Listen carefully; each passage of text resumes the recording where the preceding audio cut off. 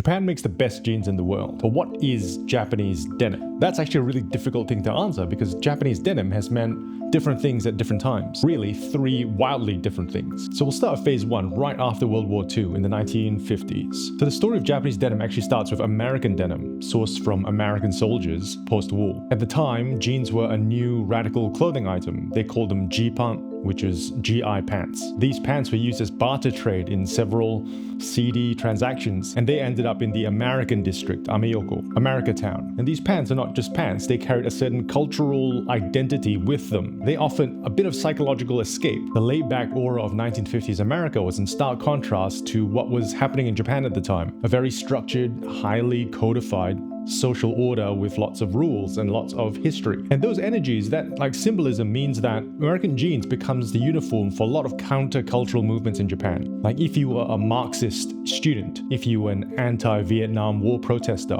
if you were part of the Japanese hippie movement, which is highly influenced from America, all of these countercultural movements use American jeans as part of their uniform. And it's no surprise that if you're a young person looking for exciting new ideas, looking for your identity, these things are very appealing. So eventually demand for American jeans outstripped supply. It was not enough that American GIs gave pants, it was not enough to get secondhand clothes from America. Japan needed to start making its own jeans. So fabric was sourced from Cone Mills, which is the Levi supplier, and then cut and sewn in Japan. And that started the oldest Japanese denim brands like Edwin, like Big John. So significantly, Japan starts making its own fabric modeled after the Levi's fabric. So our first phase ends with Japanese fabric and a Japanese cut and sew, and that produces the first true Japanese denim product. And that is purely created to keep up with demand for American jeans. So let's fast forward 25 years. Now we are in phase two. In the mid-1980s. Jeans are now mainstream globally, both in the United States and Japan. And global demand for an affordable pair of denim jeans forces a global drop in quality. The indigo dye is worse, the yarn is worse, the fabric is worse. And the main narrative that this generation has to fight against is this creep of mass manufacturing. And this mass manufacturing drop in quality pushes people back towards secondhand clothing. And this turns into a particular rabid subculture by identifying 1950s and 1960s styles. And that has its own vocabulary looking for Selvedge IDs,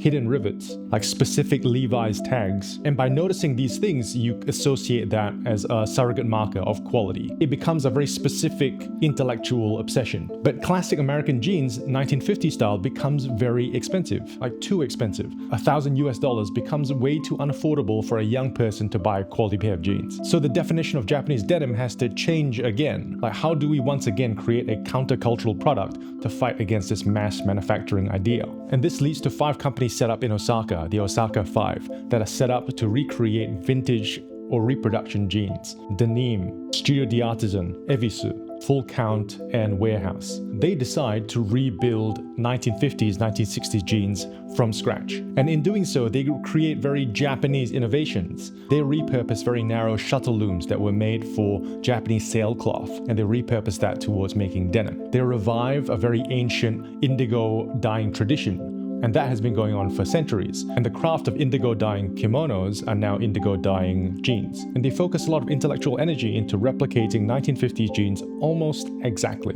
And replication in Japanese craft is culturally a path to mastery. Like in Japan, you hear of these stories where these ancient shrines are rebuilt every 20 years. Like notably the Ise Grand Shrine, which is rebuilt from scratch every 20 years. And this renewal is driven by a concept called tokowaka, meaning eternal youth, eternal renewal. And it's about a deliberate act of replication to maintain the prestige of something and to pass down traditional building technology. And so replicating American jeans becomes a very natural thing for them to do. And this is what you hear about. Japan ends up being the custodian of American jean, American denim heritage. If you want to read about this, there's a great book called Ametora, which is by W. David Marks. And a lot of the history, a lot of the content of this video is taken directly from that book. And now we start phase 3. We fast forward again 15 years to current day, 2025. And what is happening now? Well, phase 3 begins with a tragedy. This exciting punk rock subculture that was made to fight against mass market manufacturing has become mass market manufacturing. Selvedge is now mainstream. Even global chains will make jeans made from vintage shuttle loom fabric machines. But they find ways to make the jeans affordable. The yarn is not the same quality. Like the components that that makeup quality no longer mean much. The question that this generation is asking is, what is authentic? Like, what is punk rock in 2025? How do you rebel against an identity that you created? How do you rebel against yourself? And it looks something like this. Like, Japanese brands are innovating, and they're not looking back just to 1950s, but they're looking back to centuries of Japanese craft. And they're integrating the entire timeline into a modern pair of jeans. Momotaro, which is a very prominent Japanese denim company, their flagship product isn't a 1950s Reproduction anymore. It is a pair of jeans made from cotton and Japanese silk. And that integrates the use of silk yarn, which is a Japanese craft that has existed for centuries, to make kimonos, to make traditional clothes. Those silkworms are fed from mulberry leaves, and the mulberry bark makes paper. And traditional paper, washi, creates paper to write on, it creates paper indoors, and it can also be treated to create yarn. Like, narrow strips can be cut up and twisted. Companies like Japan Blue are using washi yarn with new pairs of Japanese jeans. And the unusual structure of mulberry paper yarn gives jeans a very unique texture. For the same weight as cotton, you have a lot more structure, you have a lot more density, which creates the same effect of selvage denim via a different way. Then there is the use of natural dyes. Brands like Capital, brands like Kotal use kakishibu, which is a persimmon juice dye. So now this punk rock subculture is now challenging not what US workwear looked like, but what Japanese craft can look like in the future. So now you have these distinct phases of Japanese denim, each encountering a specific anxiety of the time. My traditional culture is too restrictive. My culture is too mass market.